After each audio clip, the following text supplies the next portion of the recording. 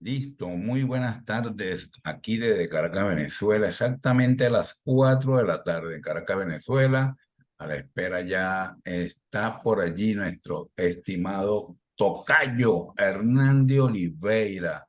¿Desde qué parte de Portugal exactamente, Hernán? Hernán, ¿desde qué parte de Portugal? Hola, amigo Gusto, tocayo, de apellido. ¿Me escuchas bien? Perfectamente, hermano. Ok, verificando aquí lo técnico. Estoy a unos 20 minutos de la hermosa ciudad de Oporto, Wow, por eso es el que norte no de te sale Portugal. ahí, es que Oporto es una belleza. Una hermosura. Hermosura. Y aparte, ¿sabes lo bueno que yo he observado por la foto que tú a veces cuelgas? Que estás en un sitio muy divino, o sea, como en la naturaleza, y dice que está a 20 minutos de la urbe. Entonces, hermano, mejor Exactamente. imposible, mejor imposible. No, no, yo definitivamente estoy desintoxicado de la ciudad. Voy a Sí. Oporto porque, bueno, eventualmente toca hacer algunas cosas por allá. Y bueno, la vida del portugués típico trata de vivir más bien en la periferia, ¿verdad? En muchas villas. Y la calidad de vida de las villas es muy buena.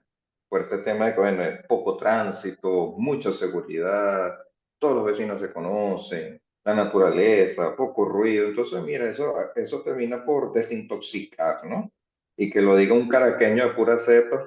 este, Imagínate, un ambiente tranquilo, tranquilo, y hasta tienes un espacio hasta para sembrar. Imagínate, eso es una delicia. sí, sí, sí, sí, cómo no. Bueno, Cómo no. aquí rápidamente te comento que tenemos un gran amigo, también paisano, paisano nuestro, porque Hernán, así como yo, es hijo de portugués, tiene también la nacionalidad portuguesa y eso le permite estar allá en Portugal, a Dios gracias, ya hace unos añitos, unos 4 años, Cinco cinco años años. Y tú, a la familia sí, luego al año la trajiste. al año, exactamente. Qué bueno, qué lindo y que todos estén allá y que todos estén hablando portugués. Portugués, Pues sí. qué interesante. Y tenemos, mira, tenemos a Gumercindo está en Madrid, él también es paisano nuestro. Mario Correia, es que ese Oliveira Ferreira, Correia. No, cuéntame tú cómo hacemos con esos apellidos. Y Gumer que es Da Costa, y Da Costa, mira, también tiene lo suyo, también tiene lo suyo. Mira, aquí está Mario, Mario desde su trabajo, es un hombre consecuente, ¿viste? Consecuente. Y nuestro amigo Alfredo Angulo, que se encuentra en la ciudad de Miami, Alto Pana, en la ciudad de Miami, en los United States. Entonces, ya te tengo autorizado si quieres abrir una presentación. Vamos Ok. a comenzar y las personas que se vayan agregando, le vamos dando entrada y bienvenido, hermano querido del alma. Bueno, muchas gracias, Augusto. Bueno, vamos a proceder entonces. Saludos a todos, pues, las personas que ya han ingresado al link. Y bueno, vamos a empezar de la siguiente forma. Voy a compartir, pues, primero un corto video y después la presentación. Permítame entonces hacer lo propio aquí en la aplicación. Excelente. Ok, este es un instante.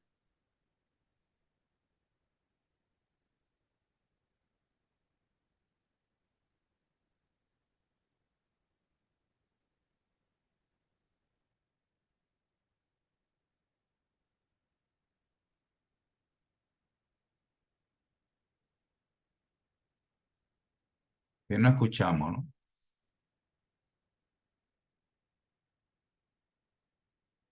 Él está hablando porque no lo escuchamos al Señor.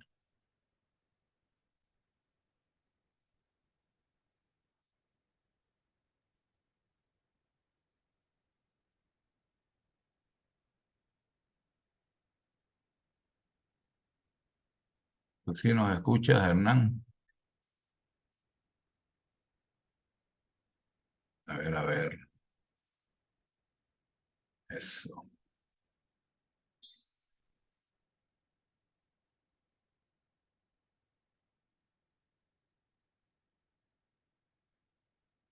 Por ahí, como que vi audio desactivado.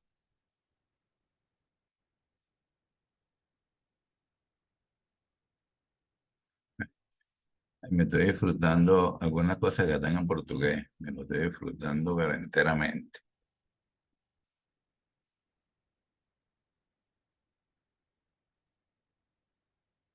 Creo que tienes que conectar el audio.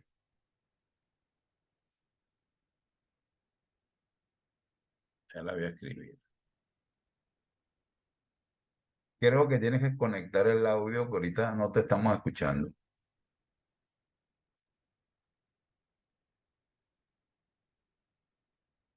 A ver si el amigo Hernández de allá puede nuevamente conectarnos con su audio. Ahora, para ver. Tiene el micrófono apagado, Augusto. Mm, ¿Cómo hacemos aquí? Él tiene que, Augusto, sí. tiene el micrófono apagado. Sí, sí, yo le envié un mensaje ahorita por WhatsApp. Entonces, vamos a ver si lo lee. Ah, le voy a mandar un chat también por aquí para ver si él lo lee. Hernán, tienes el micrófono apagado. Sí, voy a decir como vulgarmente dice la gente. Bueno, estamos en vivo, sí dice la gente para tapar estas cosas. Estamos en vivo, en directo.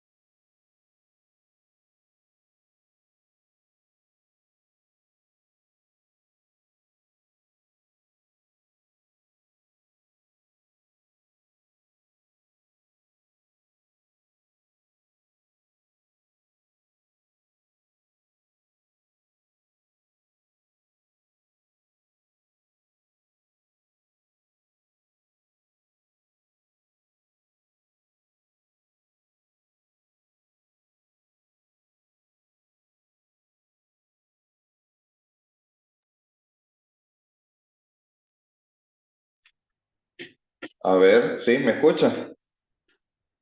¿Me escuchas? Ah, ya va. Creo que sí, te escuchamos bien, Hernán.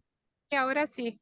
Ahora sí, ahí está nuestra, gracias, Aiza Estrada. Sí. Buenísimo. Ya de una vez coloco otra vez la lámina. Excelente, Ok. ¿viste? No me había dado cuenta del pequeño detalle. ¿Pudieron Pero, escuchar el primer cónchale, audio? no lo escuchamos. Eso es lo que te estaba tratando de decir, pero es que después cuando se desactivó el audio, es Ok, cortico ya lo voy a colocar. y el viejito es interesante. Ya lo voy a colocar de nuevo entonces, no hay problema. Interesante ver el viejito. Almacenamiento, mira qué cosa más loca. Está el viejito. Buenas tardes a todos. Ustedes saben quién soy o quién sería si viviera en 2023. Y aunque fui psicoanalista, en mi época el psicoanálisis era considerado una teoría extraña e inadecuada, y por lo visto hablar de inteligencia emocional e inteligencia artificial guarda cierto parecido. A continuación, quiero presentar la ponencia sobre las organizaciones inteligentes contra la inteligencia artificial. Disfrútenlo. Wow. El hombre maquiavélicamente interesante, hermano. Eso si no sea parte de la presentación. No, también es parte, es una parte folclórica, ¿vale? Para recordar buenos tiempos, chicos. Listo, ahora sí, ahora sí. Ok. Entonces, Ahí está entrando gente también de Chile, venezolanos en Chile. Estamos en varios sitios, ¿vale? Qué bonito ver tantos venezolanos juntos. Qué belleza. Ok, ya el señor nos presentó desde Porto, está nuestro amigo Hernando Olivera. Dale, play. ok, vamos a darle play bola a esto. Bueno, una vez escuchado al señor Sigmund Freud, con toda la intención, pudieron ver que eso se pudo hacer gracias a que existe la inteligencia artificial. ¿Ok? Este tema de las organizaciones inteligentes, yo comentaba antes de percatarnos que no tenía el audio encendido.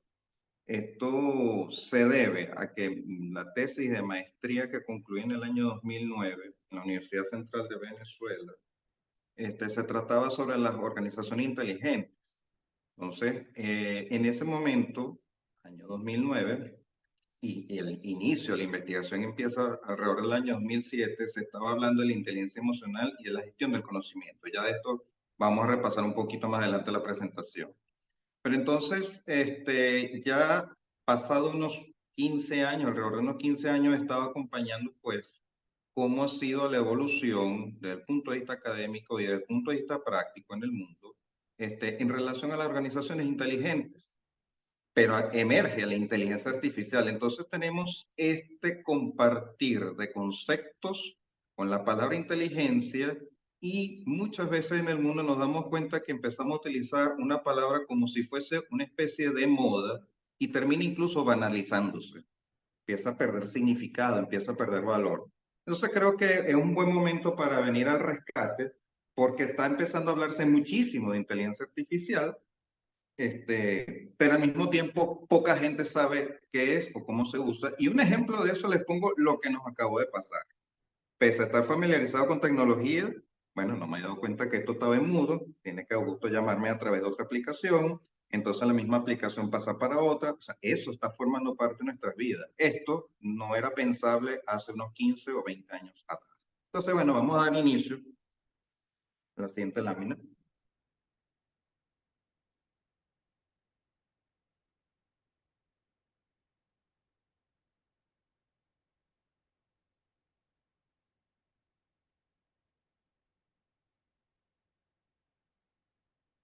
Un segundito.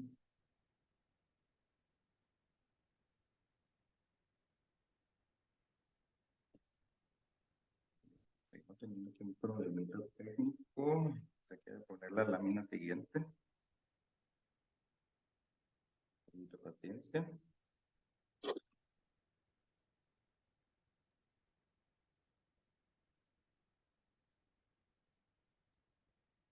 Sí, estás en la lámina, solamente falta que aparezcan, al darle enter, Sí, seguramente empiezan a aparecer los, no me está tomando la siguiente. ahí tiene planteamiento. Eso es. Como lo Ok, tienen en estamos. animación. Sí, ok. Bien, entonces vamos a comenzar precisamente con esa palabra, con el planteamiento, es decir, ¿en qué marco nos encontramos? ¿Cuál es el contexto? O sea, lo primero que nosotros tenemos que asumir, y yo creo que sin mucha dificultad, es que estamos presentes, estamos viviendo, estamos experimentando cambios constantes y dinámicos. Estamos en pleno siglo XXI, año 2023, y es admirable cómo en poco tiempo empieza a desarrollarse cantidades de tecnologías, están apareciendo muchas tecnologías. Hasta hace un año atrás apenas hablaba, por ejemplo, del chat GPT, ya podemos hablar del VAR y ya se puede hablar de la inclusión de estos sistemas inteligentes en los diferentes buscadores de la red. Entonces, definitivamente estamos en una era global y ya esto se estaba hablando hace 20 años atrás, pero todavía seguimos experimentando cambios constantes y que son dinámicos y muchas veces no los podemos acompañar. Por otro lado, también lo estamos consiguiendo con paradigmas tradicionales sobre gestión organizacional. Esto es, yo le comentaba a Augusto hace unos días que, bueno, que esta conferencia internacional es una fiesta del conocimiento, definitivamente, y lo sigo sosteniendo. Y estamos escuchando diferentes paradigmas que permitan explicar el abordaje y ya iremos viendo que se relaciona esto con el tema de la facilitación, con el tema del liderazgo, con el tema de la organización. Entonces, los paradigmas tradicionales sobre gestión organizacional se han tornado insuficientes y es por eso que en estos cambios constantes estamos viendo, observando casi diariamente la aparición de diversas explicaciones y abordajes para estas situaciones. Otra cosa que es importante plantear es que permanece, o por lo menos es una visión que yo tengo, capaz que ustedes pues pueden tener otra visión de esto, pero pienso que permanece la separación de la inteligencia cognitiva en relación a la inteligencia emocional. Y digo esto porque a nivel educativo, me parece que la evidencia de esto es que a nivel educativo se sigue la educación tradicional de las instrucciones, del aprender pues el lenguaje, aprender las matemáticas, las funciones básicas, aprender datos, informaciones, y eso es muy cognitivo, pero todavía nos quedamos cortos con el tema del emocional. ¿Cómo se hace frente a algunas situaciones catastróficas o cotidianas? ¿O cómo abordarlo, por ejemplo, en el campo del trabajo? Aún seguimos viendo empresas que hacen evaluación desde un punto de vista cognitivo y se diluye el tema emocional. Entonces parece que eso, pasado aún en el siglo XXI, en el año en el que nos encontramos, eso todavía no se ha creado suficiente. Luego tenemos el aumento de la velocidad en los cambios tecnológicos, que es el tema que nos está llamando aquí. Estamos en una gran preocupación por crear o llevar a cabo modelos que permitan pues, mejorar la eficiencia, la eficacia en las diferentes firmas, empresas en el mundo o en las diferentes instituciones. Y para eso estamos acudiendo a las tecnologías y nos estamos dando cuenta que la inversión que existe a nivel de del área informática, el área computacional, es sumamente amplio y esto está aumentando a una velocidad vertiginosa, al punto que no estamos logrando acompañar todos los cambios que nos ofrece la tecnología. Y ejemplo de esto es cuando ustedes ven sus teléfonos celulares y de pronto le aparece un mensaje, existen una actualización para tal programa. Nos damos cuenta que ese mismo programa en el transcurso de un año a lo mejor ya ha tenido 4 o 5 actualizaciones, por ejemplo, porque existe mucha velocidad en esto. Luego encontramos que tenemos dificultades adaptativas en la apropiación de la tecnología, porque es que el otro severo problema es que la tecnología aparece, pero no todo el mundo logra apropiarse, y esto por supuesto genera brechas. Lo podemos ver, por ejemplo, en las brechas generacionales, donde, bueno, personas ya con cierta edad, nuestros abuelos, muy habituados a escribir sus cartas, hoy en día todavía les cuesta de pronto escribir un correo electrónico, porque todavía no comprenden cuál es el principio o cómo es que funciona esto. En cambio, ya los niños, hoy por hoy, desde muy tierna edad, pues están apropiándose del uso de las tecnologías. Y esto está creando una brecha muy importante. Y otro elemento que hay que colocarlo en el tapete, hay miedo. Con esta aparición de la inteligencia artificial, más adelante lo vamos a mencionar, está generando miedo a las personas porque genera preguntas. Como se conoce poco, ¿okay? Y un claro ejemplo de esto fue como cuando aparecieron las criptomonedas. En su momento fue un boom, cuando se hablaba del Bitcoin y toda la historia misteriosa detrás del Bitcoin y las personas, bueno, ay, ¿y esto qué es? Entonces, de pronto empezó mucha gente como que a estudiarlo y empezó a apropiarse del tema de la criptomoneda. Pero definitivamente eso genera un miedo. Las personas no saber en qué va a terminar esto o hacia cuál es el destino, hacia dónde se dirigen todos estos cambios. Entonces, bueno, vamos a dirigirnos a un marco referencial, es decir, nuestro marco teórico. Entonces, vamos a definir rápidamente algunos elementos. Cuando hablamos de inteligencia, existen muchos conceptos sobre la inteligencia. Es difícil de elegir, pero para efectos elegí de Salvador Carrión López, dicho en el año 2001, donde planteaba que la inteligencia es una habilidad consistente en la disposición a modificar nuestras conductas con miras a conseguir un objetivo. Creo que la palabra mágica aquí es el tema de disposición y modificar. Cuando hablamos de algo que es inteligente, quiere decir que el organismo, y fíjense que ya estoy hablando no de personas, estoy hablando de un organismo, tiene la capacidad de modificar esas conductas para lograr un objetivo, pero para modificar esa conducta necesita de algo, necesita percibir su entorno y necesita percibir su interior. Ya vamos a hablar de esto un poquito más adelante. También es importante que definamos lo que es una emoción. La emoción es un cambio brusco y rápido de elementos somáticos con su correspondiente significación perceptual. Son innatas, biológicamente preordenadas, permitiendo la adaptación si se conoce su significado. ¿Qué quiero decir con este concepto de emoción? Que nosotros estamos muy habituados a que la emoción, y en el idioma castellano tenemos la particularidad de decir cosas como que me dio rabia o me dio tristeza. Yo siempre le digo a los pacientes que las emociones no dan, las emociones no dan, las emociones se sienten. Entonces, pues lo que da es gripe. Bueno, me dio gripe. Bueno, que la gripe es un virus que viaja por el aire, se introduce en el organismo y hace una infección. Entonces, bueno, me dio gripe. Algo que estaba afuera, ingresó a mi organismo. Las emociones no están afuera, las emociones las llevamos adentro. Por lo tanto, al momento de manifestarse, entramos en contacto con esa emoción. Y esa emoción tiene un significado. Es decir, cuando una persona siente rabia, es que esa persona evaluó que algo, su expectativa no fue cumplida, que los resultados no corresponden con lo que pensaba previamente. Entonces, este elemento es bien importante cuando empezamos a hablar de la inteligencia emocional.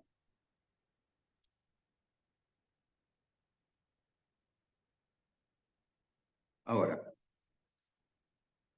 continuando con nuestro marco, cuando hablamos de inteligencia emocional, igualmente hay muchos conceptos, muchos teóricos que han tratado de colocar en unas pocas palabras una definición.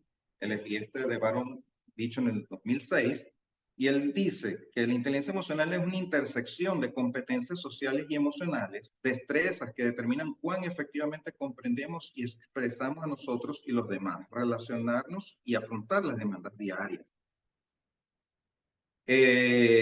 Básicamente esto es que cuando una persona logra comprenderse emocionalmente a sí misma y logra el de los demás, entonces va a tener una mayor probabilidad, una mayor capacidad, una mayor destreza para poder convivir. Básicamente lo que la inteligencia emocional nos está diciendo es, tenemos que aprender a convivir, tenemos que empezar a alfabetizarnos.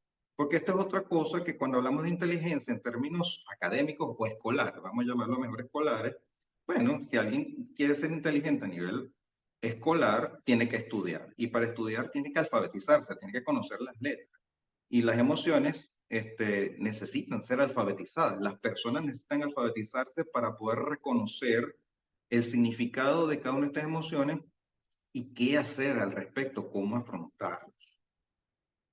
Continuamos entonces con nuestro marco referencial. Y nos encontramos entonces, por otro lado, con la necesidad de la innovación. Así como venimos hablando de las emociones, aunque no lo he relacionado directamente con el entorno organizacional o el entorno institucional o industrial,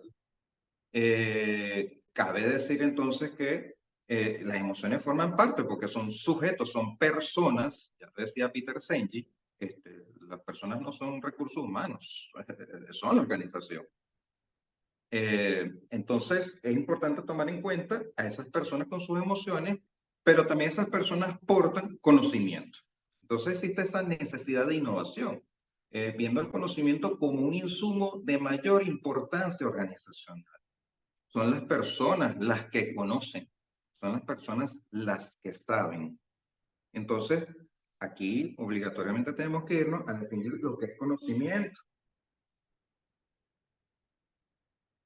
Entonces, ¿conocimiento qué es? Se entiende por conocimiento una mezcla fluida de experiencias estructuradas, valores, información contextualizada e intuición que provee un ambiente y estructura que a su vez permite incorporar y evaluar nuevas experiencias e información. Entonces, fíjense, cuando hablamos de conocimiento, y esto hay que empezar a tomarlo con un poquito de pinza, porque a veces hablamos de conocimiento e información o inteligencia o incluso la palabra datos como que si fuesen sinónimas y no lo son. Cuando hablamos de conocimiento, estamos hablando que la persona toma unos datos, toma una información y al entretejerla, crear un entramado, perdón, crea una red. Entonces, es allí que surge el conocimiento. Lo que hace un niño cuando empieza, bueno, la letra M con la A suena más, pero si la ma la repito dos veces suena mamá, ya ese niño está generando un conocimiento. Y cuando una persona, una empresa empieza a comprender mejor sus tareas y empieza incluso a adaptarlas a su propio estilo, es porque está de alguna manera mostrando conocimiento al respecto. Es de allí entonces que dentro del marco organizacional surge la necesidad de gestionarla, de gerenciarla.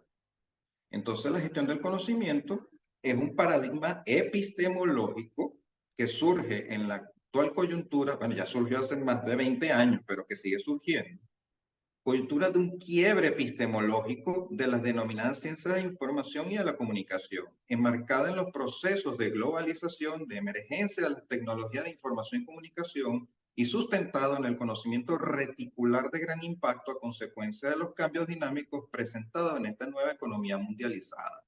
Eso lo dijo Sadia Sánchez Vega en el año 2004, un artículo que ella redactó. Sadia Sánchez fue mi profesora y mi tutora de tesis, a quien aprecio y estimo mucho.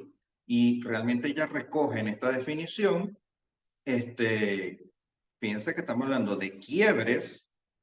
En el año 2004 ya ella escribía eso, ya se estaba hablando de quiebres en los procesos de globalización, en la emergencia de las tecnologías de información y comunicación, y que está sustentado en conocimiento reticular. Por conocimiento reticular es lo que yo me hacía referencia en la lámina anterior, de un entramado de datos e información que las personas le empiezan a dar un uso y un significado.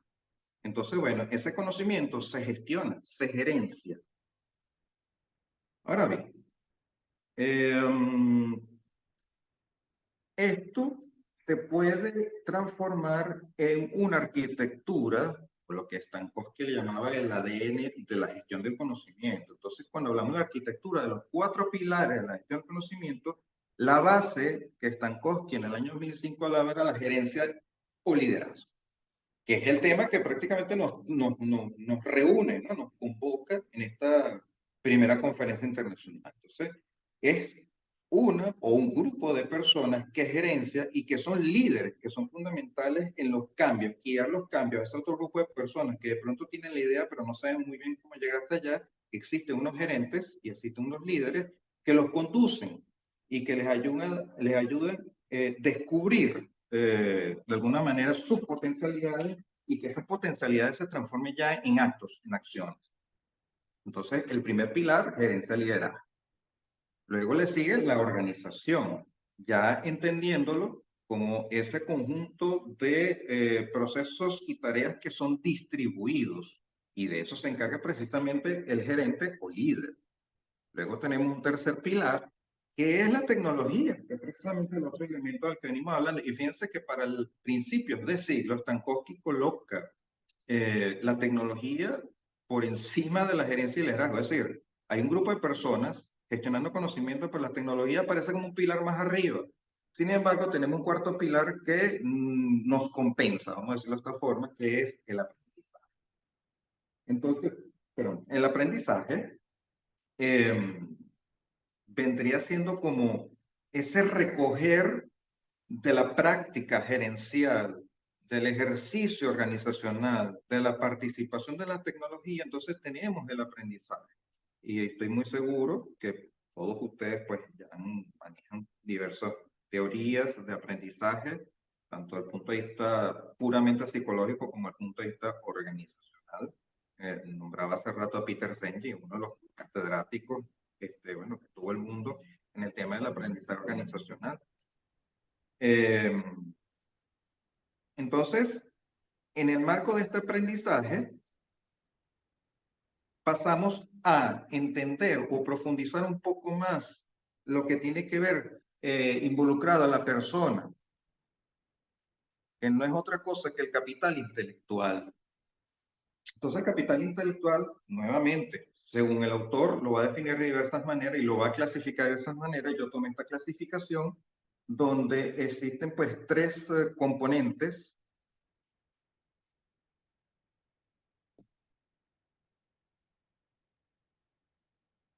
tres componentes del capital intelectual.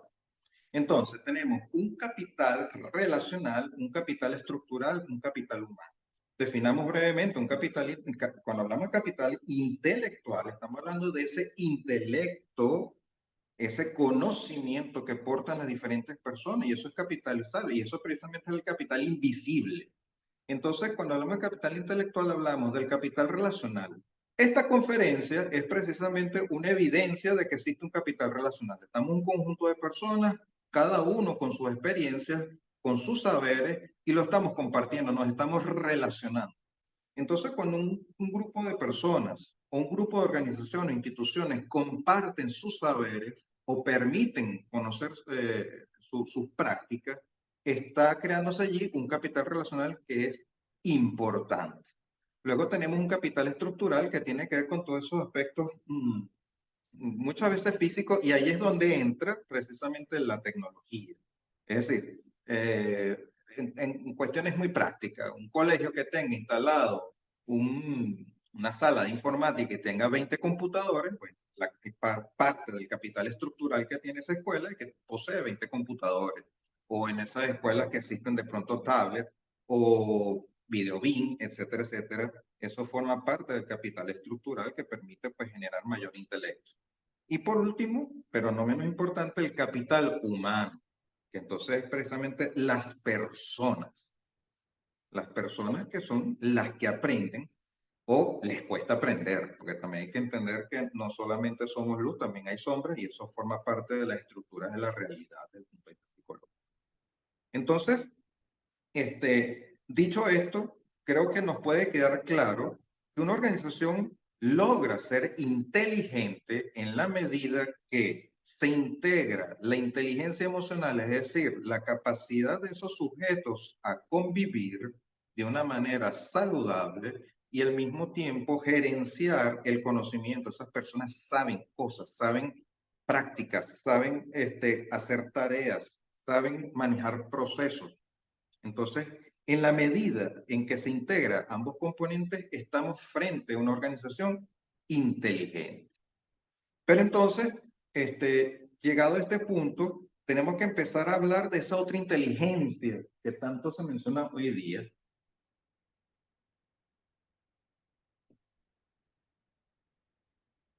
Y, un momentico, está sensible hoy, no sé qué le pasa. Okay. Vamos a hablar de la inteligencia artificial. Entonces, una definición breve de inteligencia artificial es un campo de la informática que consiste en el desarrollo de agentes inteligentes con capacidad de percibir su entorno y aprender de él. Entonces venimos hablando de la organización inteligente cuyos pilares tienen que ver con el aprendizaje, y estamos hablando de un área de la informática que se preocupa por ello.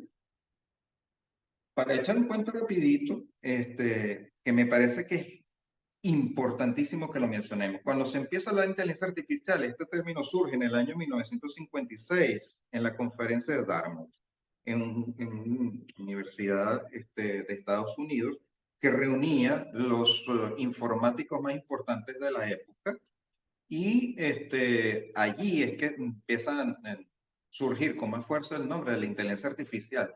Básicamente, en el año 56 del siglo pasado, estas personas que participaron, que les cuento, la conferencia duró 2 meses.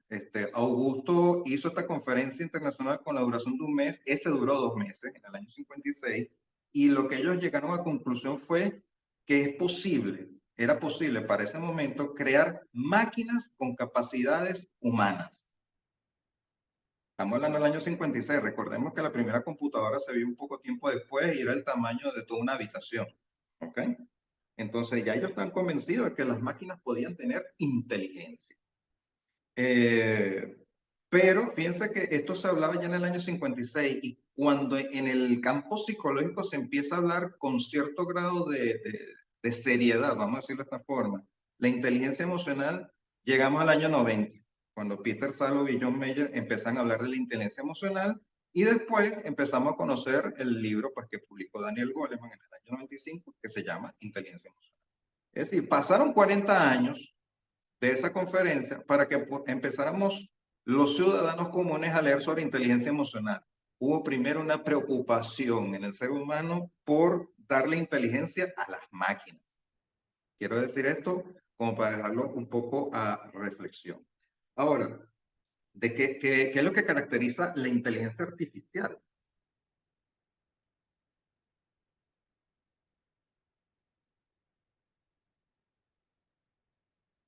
Un segundito.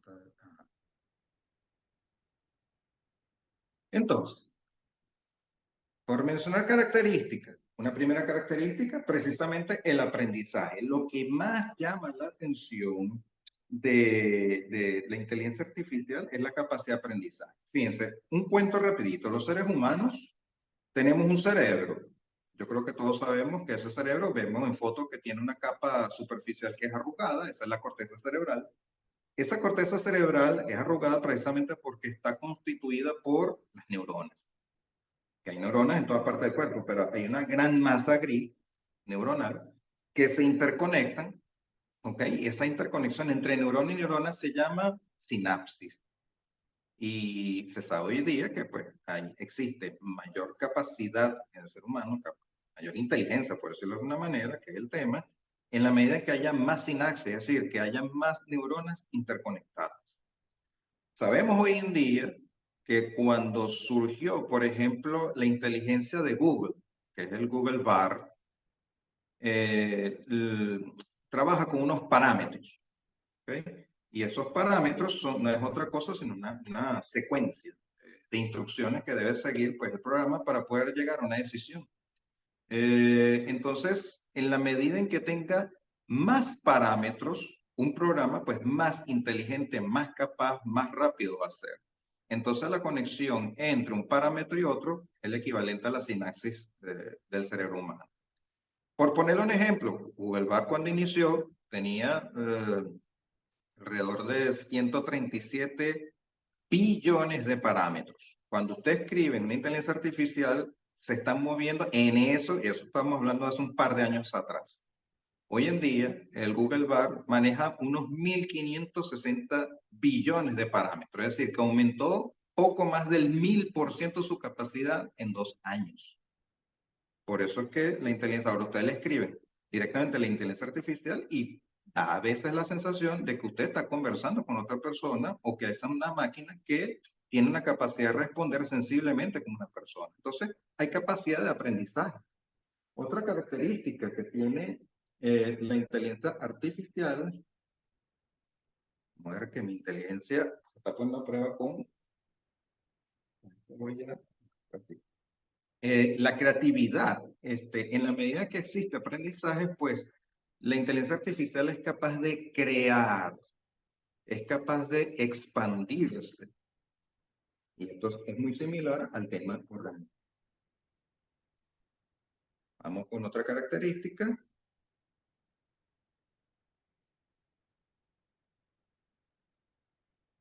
La precisión. Otra de las benevolencias que tiene la inteligencia artificial es que las respuestas son precisas.